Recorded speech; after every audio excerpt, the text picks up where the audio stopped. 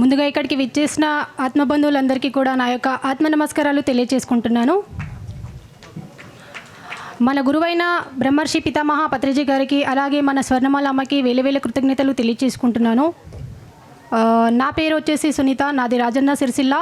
రాజన్న సిరిసిల్లాలో ఒక చిన్న గ్రామం గంభీరావుపేట.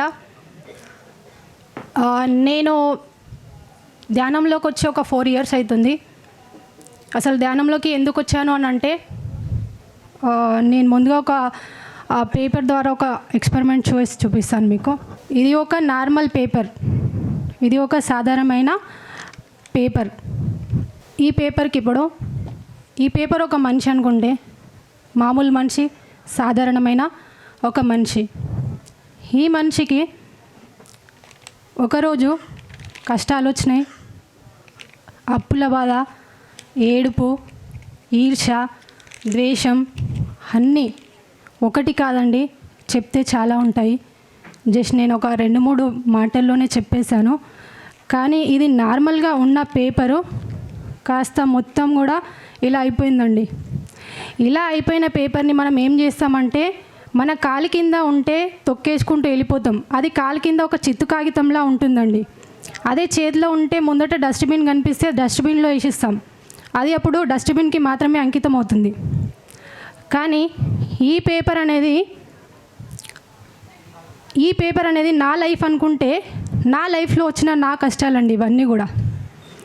నా లైఫ్లో వచ్చిన కష్టాలు ఈ పేపరు డస్ట్బిన్లో పడకుండా, కింద చిత్తు కాగితంలో పడకుండా 4 సంవత్సరాల క్రితం ఈ కడతాల్లో వచ్చి పడిందండి ఈ పేపర్.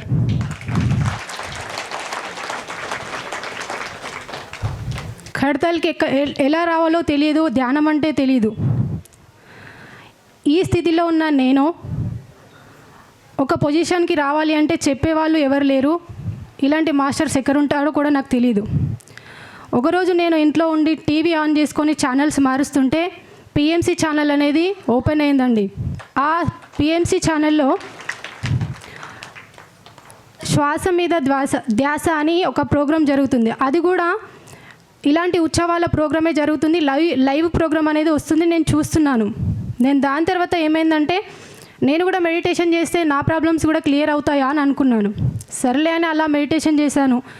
3 days చేశాను, 4 days చేశాను. నాకేం అనిపించలేదు. సరే అని ఒక కంటిన్యూగా 3-4 hours అట్లా కూర్చొని చేశాను. తర్వాత నాకు అనిపించింది ఏంటంటే, నేను ఏదైతే కష్టాల్లో ఉన్నప్పుడు, నేను టైలర్నండి, నా దగ్గర ఒక కుట్టు మిషన్, కాళ్ళతో తొక్కే ఒక కుట్టు మిషన్ మాత్రమే ఉందండి. ఆ కష్టాల్లో ఉన్నప్పుడు అప్పులు కడదామంటే సోర్స్ ఏం లేవు, తిందామంటే సోర్స్ ఏం లేదు.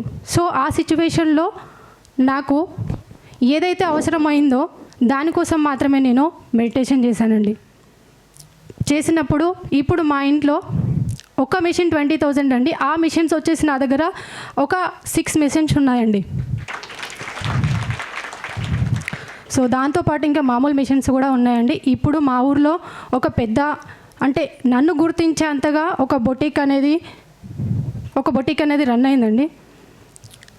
సో నేను అద్భుతంగా ప్రతి ఇయర్ కూడా 11 days వచ్చి ప్రోగ్రామ్ని కంప్లీట్ చేసేసుకొని, ఇలాంటి మాస్టర్స్ ద్వారా కూడా చాలా చక్కగా అన్ని జ్ఞానాన్ని తెలుసుకోవడమే కాదు, నేను ఈ స్థితిలో ఉన్నప్పుడు, ఇక్కడ పడినప్పుడు ఎలా ఉన్నానంటే, ఇలాంటి మాస్టర్స్ ద్వారా నేర్చుకుంది ఏంటంటే, యద్భావం తద్భవతి. నువ్వు ఏది అనుకుంటే అది సాధించగలవు.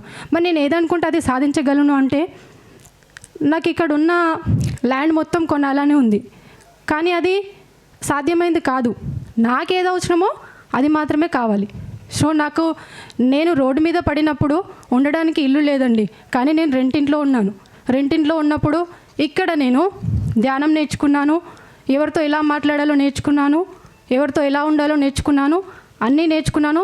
ముఖ్యంగా శ్వాస మీద ధ్యాస, నీ శ్వాసే నీ గురువు అని నేర్చుకున్నాను. యద్భావం తద్భవతి. నీకు ఏది కావాలో అదే అడగండి. అది మనకు అవసరమైతేనే మన దగ్గరకు వస్తుందండి. సో నాకేదైతే అవసరం ఉందో, సోర్స్కి కావాల్సిన కొన్ని థింగ్స్ వచ్చాయి. బొటిక్ షాప్ వచ్చింది.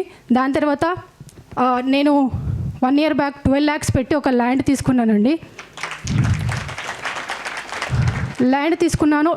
ఈ వచ్చే మంత్లో నా ఇల్లు కన్స్ట్రక్షన్ స్టార్ట్ అవుతుంది. దానిపైన ఒక పిరమిడ్ కూడా కట్టాలి అనుకుంటున్నాను. ఇప్పుడు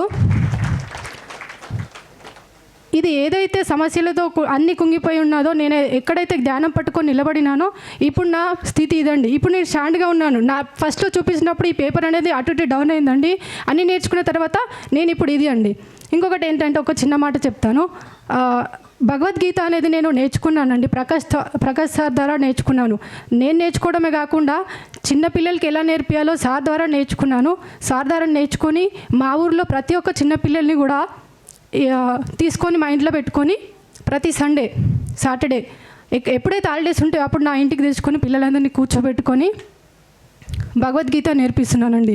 నేర్పించడమే కాకుండా ఆ పిల్లలందరినీ కూడా ప్రతి ఇయర్ ఇక్కడికి పట్టుకురావడం జరుగుతుంది.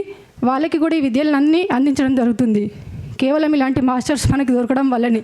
ఎలాంటి మాస్టర్స్ అంటే రాము సార్ లాంటి వాళ్ళు, ప్రకాష్ సార్ లాంటి వాళ్ళు చెప్పుకుంటే ఇంకా చాలామంది ఉంటారండి. సో ఇంత చిన్న అవకాశం ఇచ్చిన ఈ మూమెంట్స్ వరకు అయితే ధన్యవాదాలు తెలియజేసుకుంటున్నాను. థ్యాంక్ యూ సో మచ్ అండి.